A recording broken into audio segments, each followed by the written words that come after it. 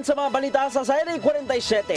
Mayor Mike Rama ug laing tulo ka department head sa Cebu City Government gikasuhan sa Ombudsman tungod sa illegal use of public funds ug Anti-Graft ug Corrupt Practices Act.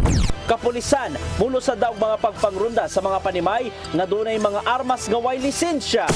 40 anyos ga hubog nga maguwang gipuspusan og 2x2 ka kahoy siya manghod dito sa Barangay Adlaw, Dakbayan. Patay! Sugbo, Kabisayan ug Mindanao, Pilipinas ug katawhan kutos maabot atong Sibya sa tibuok kalibutan mayong hapon. Live kita karon sa CCTN Channel 47 ug kini ang tulumanon sa nagunang kasayuran nga angay natong masayran. Ako si Dennis Tabar. Sa patas nga mga balita ug opinyon, ako si Danica Caballes. Kini ang Sayri 47.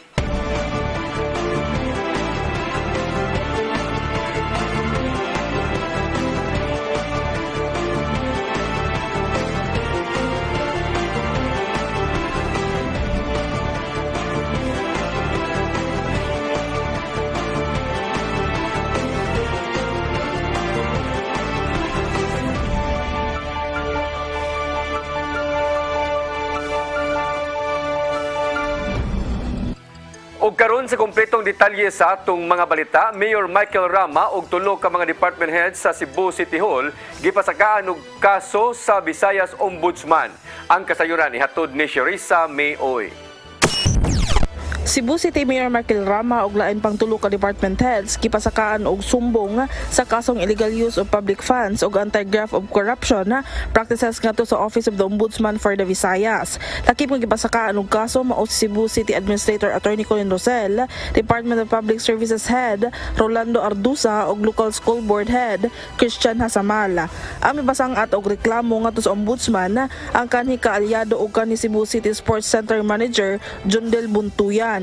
Base sa 13 ka pahina nga giduso ni Buntuyan ngadto sa Ombudsman, diin niyang gireklamo ang mayor sa paggamit sa building nga giingon nga iya sa Metropolitan Cebu Water District kon MCWD ug paggamit og walay kontrata isip City Hall Satellite Office. Gidugang pa niya nga ang maong reklamo matud pa gigamit ang pundo nga unta gamiton sa pag-ayo sa mga opisina ngadto sa pag-renovate sa karaang building sa Prince Warehouse Club. Subay sa maong reklamo ni Buntuyan, buot niyang ipasuspenso sa katungdanan si Rama ug laing tulo ka mga opisyal. Gisuwayan sa CCTN News Team ang pagkuha sa habig nilang Attorney Colin ug lain pang mga opisyalis apan wala pa una kini mohatag sa ilang habig. Samtang napagyapon si Rama ngadto sa Estados Unidos aron sa pagdawat sa American Excellence Award. Sherissa Mayoy, CCTN News. Subling milingkod isip kapitan sa Barangay Apas ning Dakbayan sa Sugbo si Konsehal Clemente Rosales.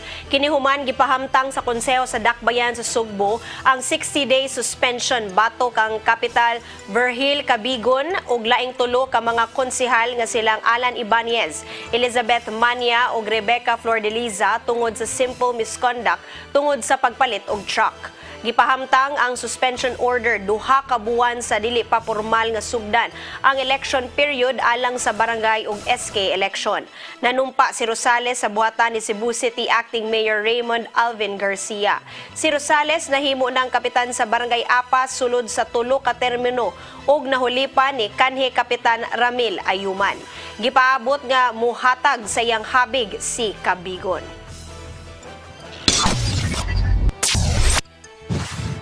Presyo sa school supplies o uniform sa syudad sa Mandawi ni Saka ngadto sa 3 ngadto sa 10 pesos. Nunot kini sa nagaduol nga pag-abli sa klase sa sunod semana. Ang kasayuran ihatod ni Mary Rose Sagarino. Mao kini ang nagtidayang uniporme sa mga tunghaan sa syudad sa Mandawi sa elementarya ug high school. Ang maong tindahan ni Faisy Ali nga nahimutang sa Zamora Street sa Barangay Sentro ang kompleto sa mga uniporme ug nagtidayang sizes. Tungod sa pagmahal sa mga materyales, suho sa mutahi ni sa kausab kuno ang presyo sa mga uniporme og 5 pesos ngadto 10 pesos. Ang checkered nga mga uniporme 250 pesos ngadto 280 pesos depende sa gidakon og 250 pesos sa mga plain o color. Samtang sa polo shirt, ang presyo anaa sa 150 pesos ngadto 250 depende sa size. At saka yung suhol sa mananahi, Hanggang sila napasakan sila ng sweldo. Mga to, sir. Gawa sa uniform, nisa kausab ang presyo sa uban pang gamit sa eskwela sama sa notebook nga nagkantidad na og 23 pesos gikan sa kaniadto nga 18 pesos, intermediate pad paper tag 30 pesos gikan sa 25 pesos, Crayola nga adunay 8 ka color tag 30 pesos gikan sa 25 pesos og lapis nga tag 11 pesos gikan sa kaniadto nga 8 pesos. Mao kini ang usa sa hinungdan nga ang uban wala pa nakapangumpra og school supplies. Si Estreliata Encontro, taga Barangay Upaw, nga nitabang og sponsor sa gamit sa iyang pag-umangkon ang nag-anam-anam lang og pagpamalit. Kaganina, mga ballpen una ang iyang gipalit. Si Mika Recta, taga Barangay Gezo, unya na lang kuno mopalit kung aduna nay igong kwarta. Explain na, dili mo yun nga magiging may halang maka-euro na. Masad sila sure sir, kaya usay mo hatag naman may kanang kwanto, okay ra ba nila sa presyo ng Tayo mo hangyo. nasa mo ang yung makahangyo na sad ni. Gamay lang sad. Pangitaon pa. Mga taon. Pangitaon ng kwarta. Kay? Mahal kayo school supplies. Mahal ka nun? Wala pa kakapagalit. Wala pa gid. Kinahanglan sa mga bata daw. Daghan mga notebook.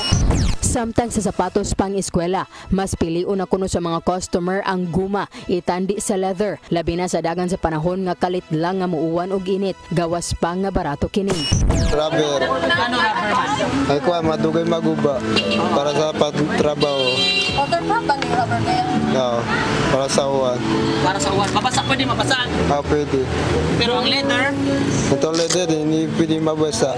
Matod sa mga tendera nga minus pa ang halin, apan nagdahom sila nga mosaka kini sa sunod nga mga adlaw sa dili pa magsugod ang klase sa pampublikong tunghaan sa Agosto 29. Mary Rose Sagarino, CCTN News. Gisubli sa PhilHealth 7 nga mahimong makover nila ang sakit nga dengue o leptospirosis. Nasayran nga ang Department of Health una nang nakatala og 80,000 ka mga kaso sa dengue ug kapin sa 2,000 ka kaso sa leptospirosis lukop nasod gikan sa Enero hangtod sa Hulyo. Dinhi sa Central Visayas may kabat na sa 5,353 ka mga paid claims sa sakit nga dengue ang natala sa PhilHealth ug 163 sa kaso nga leptospirosis. Kadtong miyembro sa PhilHealth nga masakit og dengue ang mahimong makadawat og 10,000 pesos nga health benefit package samtang 16,000 pesos kung grabe kini. Samtang 11,000 pesos ang health benefit package alang sa masakit og leptospirosis.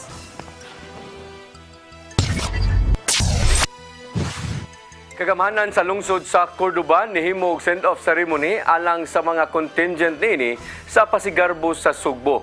Lungsod malaumon nga malangkat ang kampeonato sa maong kompetisyon. Ang kasayuran ihatod ni Patch Anthony Inso. Nihimo og send-off ceremony ang kagamanan sa lungsod sa Cordova alang sa mga contingent nini nga mosalmot sa Pasigarbo sa Sugbo karong Agosto 27. Tuyo sa mga seremonyas, mao aron panalanginan ang mga dancers, propsmen, staff ug working committee members nga mobiyahe paingon sa syudad sa Karkar din himuon ang maong kompetisyon. Nasayran nga sa Kasantos nga misa ang gipahigayon atol sa send-off ceremony nga gitambungan mismo ni Mayor Cesar Didoy Swan.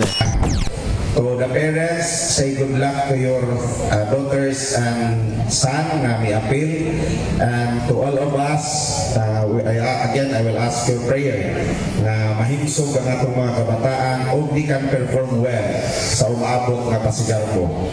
So kana lang siguro, daghan kayo ni Gipasalig ni Swan ngadto sa mga ginikanan sa mga dancers nga ilang siguroon ang seguridad o kaluwasan sa mga contingents. Gidugang ni Swan nga personal usab niya nga bisitahon sa syudad sa Karkar ang mga contingents matag karon og unya aron na sa pagsusi sa ilang kahimtang. So mga parents, rest assured nga ang inyong mga bata ang inyong gipadala para sa Pasigarbo among bantayan ug among ipahimutang pag-ayo. So I will also assure si Mayor Didoy Swan magsigi og bisita, magsigi adto ngadto sa ilahang puy-anan karon among matan-aw ang ilahang kahimtang. So we'll ask your prayers. Kaya duman nga una nang mihatag og subsidiya ang lalawigan ngadto sa mga LGUs nga mosalmot sa Pasigarbo sa Sugbo nga 2 million pesos alang netong gikan sa mainland og 2.5 million pesos sa mga LGUs gikan sa isla. Fox Anthony Inso, CCTN News. Mayor sa Carcar City nihangyo sa mga buot mutanaw sa Pasigarbo sa Sugbo karong Domingo nga musanong sa mga lagda sa trapiko. Samtang giandam na usab ang ilang grand stage sa Carcar City Sports Complex alang sa rehearsal sa mga contingent. Ang kasayuran ni hatod ni Gian Navarro. Nagpadayon na pagpangandam sa Carcar City Government Isip Host Venue karong nagkaduol na ang Pasigarbo sa Sugbo 2023 karong Domingo sa hapon. Usa na ninimaw ang pagbutang og rerouting area kung diin adunay alternatibong agyanan alang sa mga pribadong sakyanan gikan sa north, south ug western parts sa probinsya sa Sugbo. Tungod kay ang mga public transportation ug ubang pasahero ang sakyanan ang tugutang makaagis sa National Highway karong Domingo. Matod ni Mayor Patrick Barcenas nga gisigurong mahuman ang road project sa pipila ka mga dalan una pa maagian isip rerouting area. Samtang mitambag usab ang mayor ngadto sa mga buot mananaw nga mosanong gayod sa mga lagda sa trapiko apil na ang giandam nga parking area tungod sa gipatumang hugot nga seguridad. Ang ako lang ato mga dumudoong naa sa dapit ang parking area at tuyod sila dito kay ato naman ang gihanay no para mahapsay yun na say para sa mga tag-contract na agiltanan hapsay yun nga dili gyud sila makababag o makabalda. Pinauman usab sa LGU ang pagtambong sa mga VIPs nga buot mananaw sa indigay sa mga kapistahan sa Sugbo. Samtang nasugda na ang pagporma sa grand stage alang sa Pasigarbo sa Sugbo diha sa Carcar City Sports Complex kung din karong simanaha lauman ang rehearsal sa mga contingents. Ilabi na nga nangabot na sa ilang dakbayan ang mga pambato gikan sa managlayong kalungsuran sa probinsya. Maong usa sa mga gisiguro mo ang maayong supply sa kuryente sa venue aron dili mabalda ang matag performance. Kato na lang itong mga electrification, pagbiya na ko, electrification na lang ito, itong mga breaker, para simba kung naabay mga kuan bus power na adin tayo magamit, dili tayo makuan ka itong mga generator. Ipanginaot sa Carcar City LGU nga magtinabangay ang tanan alang sa malampusong pagpaygayon sa Pasigarbo sa Sugbo 2023. Gian Navarro, CCTN News. Musunod, kapulisan mulusa daw pagpangronda sa mga panimay nga dunay armas nga di lisensyado. Kana ug uban pa mga balita sa magbalik sa Sayri 47.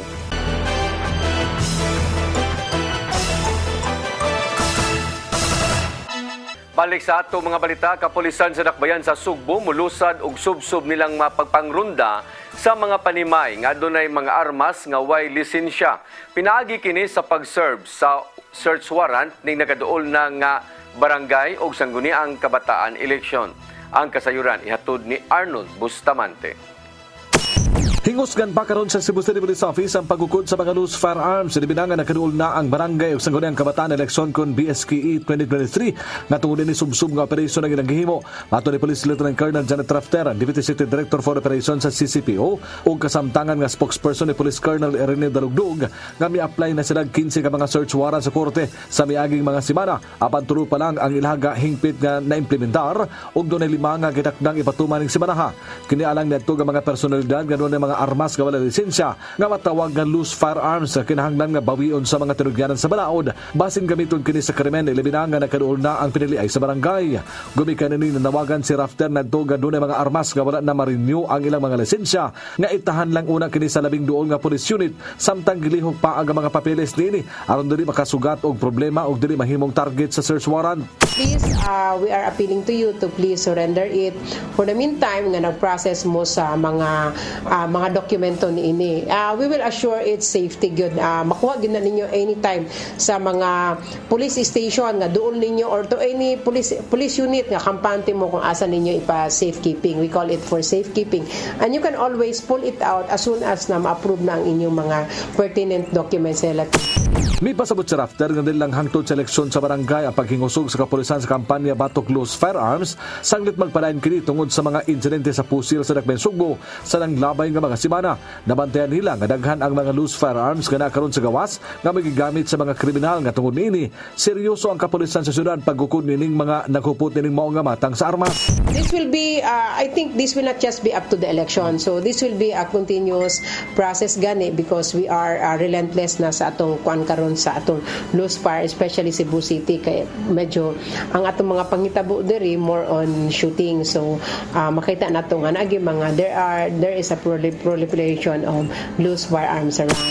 Atol sa duha ka adlaw nga simultaneous anti-criminality and law enforcement operations sa Cleo, nakasakmit ang CCP og kapin sa 11 milyones ka pesos nga balor sa illegal nga drugas din ang labing dako dinhi mao pagronda sa usa ka marijuana plantation sa barangay Tagbao, Bukirang dapit sa Dakbayan sa Sugbo.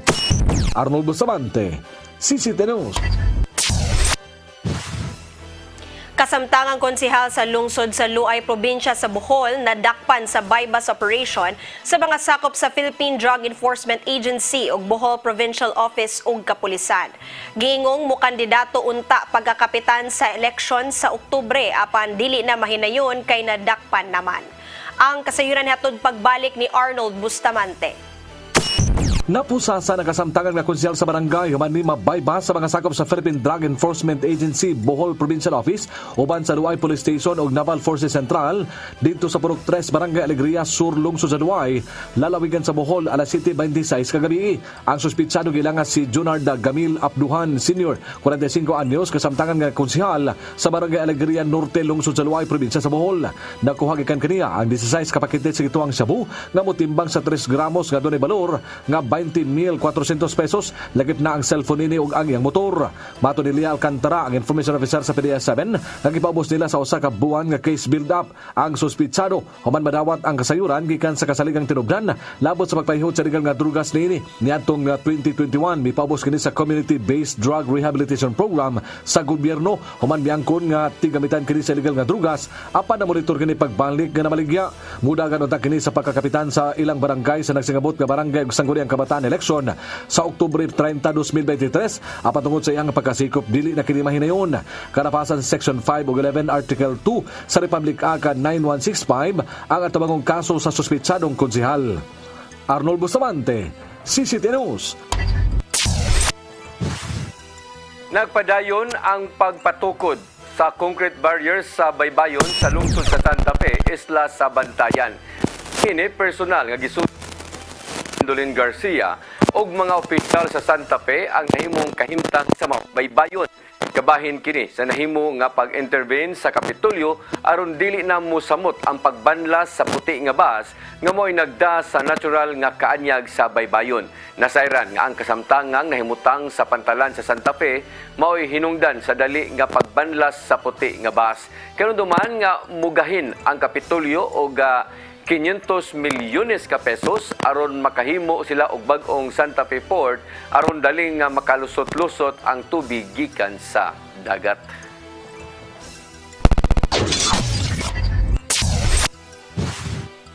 Baintisiete ka mga barangay sa Dakbayan sa Mandaue nagtigi sa ilang Dragon Boat Regatta competition sa Pagara Park. Gituyo kini sa mga organizer aron mas maaghat pa ang mga kabatan-unan nga malambigit sa paugnat sa kusog. Ang kasayuran ni hatod ni Gian Navarro. Nagmalampuso ng pagpahigayon sa Kaabag Dragon Boat Regatta Competition sa May Pahara Park, ilawom sa Marcelo Fernan Bridge, Dakbayan sa Mandaue.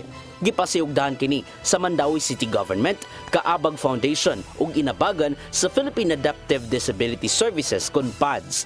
Ni salmot sa indigay sa pagbugsay ang mga batanon gikan sa 27 ka mga barangay sa mong Dakbayan. Bisan sa kainit sa panahon nitong Sabado sa buntag, nagkainit ang kompetisyon tungod sa pagbugsay hangtod nga makaabot sa finish line. Alright, so tikit tayo.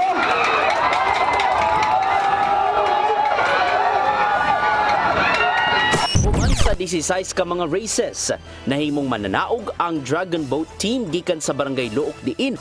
Nakauli sila og 50,000 pesos cash. Matod ni PADS founder John Paul Maunes nga tuyong yatagan og pagtagad sa maong inisyatiba ang mga batan-on. Pinaagi sa pagbugsay sa Dragon Boat, mahilayo na sila sa daot ambisyo nga makaapekto sa ilang kinabuhi. We want to keep the fire burning, no? We want to inspire more young people to follow the footsteps of our athletes, and with the partnership of the local government unit and our partners sa Kaabag Mandawi, I think this is all now possible. Na realidad ni karon sa Mandawi City. So if you want to engage in Dragon Boat racing, pwede jud kayo, no? Just come. Ang Kaabag Dragon Boat Regatta Competition kaabag lang sa mga kalihukan sa ika-54 nga charter anniversary sa Mandawi City. Gikalipay sa Kaabag Foundation ang nimungdagan sa ikaduhang tuig sa pagpahigayon sa labing dakong grassroots training program. Philippine National Sports Commission informed us that it was the biggest grassroots training program in the country. Now we're still breaking the numbers. We're at 594 athletes. So still the biggest grassroots training program, and we will continue to do this every year. Kaabag nga kabahin ang mong kalihukan sa pagpanginlabot sa mga batan-on sa paugnat sa kusog. Dungan usab sa panginaot sa organizers nga mosikat pag-ayo sa Sugbo ingon man sa rehiyon ang sport nga Dragon Boat Racing. Gian Navarro, CCTN News. Cheers og dama nga tournament alang sa mga tanod sa mga barangay sa syudad sa Mandawi gipahigayon kaganinang buntag. Ang Tanod Day usa sa mga kalihukan sa Charter Day celebration sa syudad karong Agosto 30. Ang kasayuran ihatod ni Mary Rose Sagarino. Break una sa ilang trabaho ang pipila ka mga tanod sa barangay sa syudad sa Mandawi alang sa Tanod Day nga usa sa mga aktibidad sa syudad alang sa selebrasyon sa Charter Day karong Agosto 30. Kaganinang buntag usa ka chess ug dama tournament ang gipahigayon sa City Hall grounds. Ang matag barangay ang nipadalang sa ilang mga representante. 13 ka mga tanod ang nisalmot sa chess tournament samtang 12 ka tanod sa dama. Kabaw sila. Nakita na ko na yung mga kusog nga player gid sa atong mga tanod sa chess ug dama. Dili tanang barangay. Invited ni tanang barangay. Ang first place sa chess ug dama makadawat og 10,000 pesos, 7,000 pesos ang madawat sa second placer og 5,000 pesos sa third placer. Ang nahimong mananaog sa chess tournament mao si Jovencio Gulde. Ya karon murag last year nakakuan ko nakuyawan ko kay wabet na mana daning oras din. Kalos Ginoo nakatsamba sad last year until now karon murag naanad sad ko nanay oras. Ya ako thankful lang pagayo ko sa nagpasiugda kita especially sa atong mayor nga gitagaan niya pagtagad ang mga tanod ba kay diso biya pud among kemtang sa buton naon mo nang lipay kay mi nga nami kalingawan inani ba every year hopefully next year ra gyapon. Ugmang adlaw ipahigayon usab ang Kaabag Night ngadto sa Mandawi City Heritage Plaza. Mary Rose Sagarino, CCTN News. 40 anyos nga hubog nga maguwang gipuspusan og 2x2 nga kahoy siyang manghod patay. Kana ug uban pa mga balita sa pagbalik sa Sayri 47.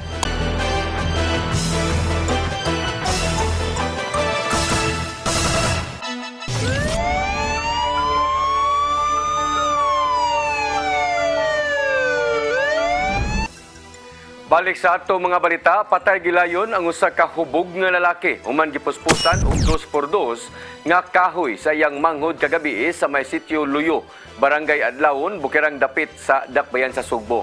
Giila ang biktima nga si Ramil Takay Leson. 40 anyos ang paniuigon nga taga sitio Sayaw, Barangay Taptap ning Dakbayan. Nakaangkon og dako nga kadaot sa ulo si Ramil hinundan sa iyang kamatayon. Samtang gipangita pa usab ang iyang manghod nga si Roderick Dakay Leson, 33 anyos nga usa ka mag-uuma. Sa investigasyon sa community precinct sa Adlaon nasuta nga dunggabon unta ni Ramil ang iyang manghod ug gibuak ang botilya apan nakalihay kini. Nakakita og 2x2 nga kahoy ug gipuspusan ang biktima og dayog sibat human sa hitabo. Nadakpan ng duha ka mga lalaki nga nangawat og motor ug pabayluan na unta og shabu sa kantidad nga 3,000 pesos kaganihang kadlawon sa barangay Dulho, Fatima, Dakbayan sa Sugbo. Gipangsikop sa Mambaling Police Station silang Greg Reca Plaza Jr. ug Justin Ando Mendoza. Positibo nga gitudlo ang duha nga maoy nagkawat sa motor nga Honda Beat nga giparking sa Pidel Rosario ning Dakbayan. Giangkon hinuon sa duha nga maoy nagkawat sa motor o gidiretso og dala sa Dulho aron na paswapan og shabu apan way swerte kay naalarma sa mga pulis ug nadakpan. Mukabat sa kapin 2 milyones ka pesos nga kantidad sa illegal nga drugas ang nasakmit sa kapulisan sa Dakbayan sa Lapu-Lapu atol sa duha ka adlaw nila nga hiniusang operasyon niadtong Agosto 20 o 21. Gawas niini 22 ka mga drug personalities usab ang ilang nasikop sa mao nga operasyon. Samtang sa 7 ka mga illegal gambling operations, 12 ka mga individual ang ilang nasikop nga miresulta usab sa pagkasakmit sa mga gambling paraphernalia. Ingon man nga kwarta nga gipusta nga kapin sa 1,000 ka pesos. Nagsilbi usab sila sa ang Lapu-Lapu City Police o 11 ka mga warrant of arrest nga miresulta sa pagkasikop sa 4 ka mga most wanted persons ug 7 ka ordinary persons.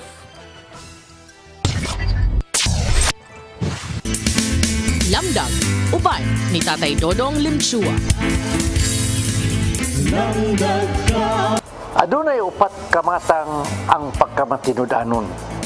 Una, ang pagkamatinud-anon nga kinaiya sa Ginoo.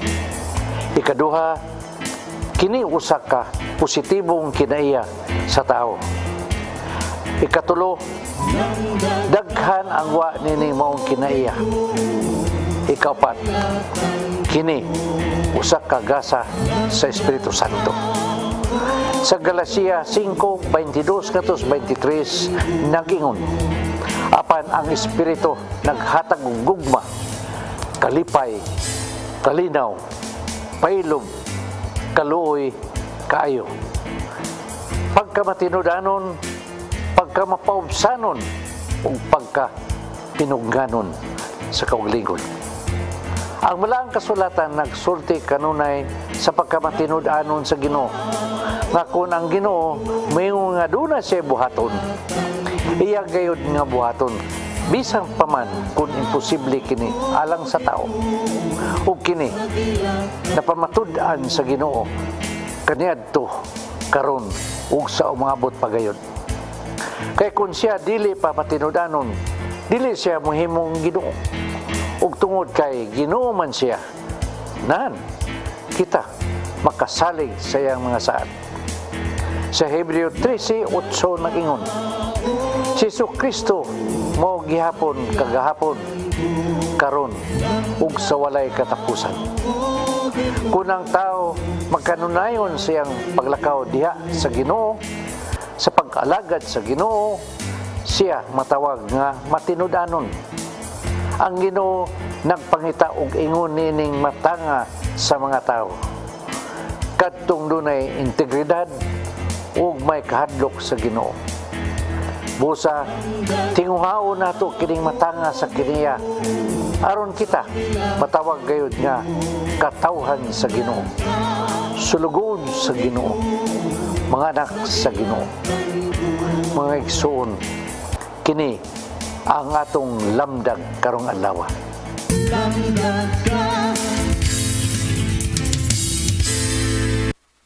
Mao katong naglangkob sa atong mga balita sa Sayri 47. Ako si Dennis Tabar. Ako si Danica Cabales. Hangtod ugma sa inyong paboritong tulumanon.